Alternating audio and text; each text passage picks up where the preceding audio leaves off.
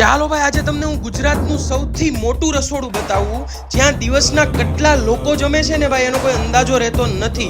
રવિવારે પણ એટલા જ લોકો હોય છે ને જ્યારે ભાઈ બાપાની તિથિ હોય કે પછી કોઈ તહેવાર હોય ને ત્યારે આ આંકડો ભાઈ લાખોમાં પોગી જાય છે.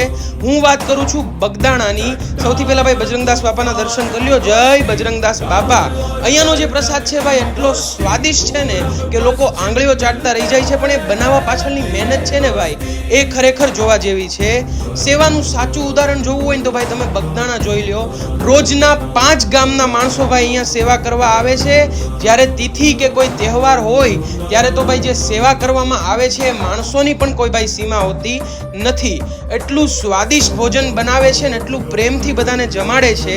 અન્નપૂર્ણામાંનો ભાઈ સાક્ષાત અહીંયા હાથ છે કે ભોજન ખૂટતું નથી, અને બાપાની દયાથી ભાઈ અહીંયાથી કોઈ ભીખું જાતું નથી. બોલો બાપા રામ સીતારામ.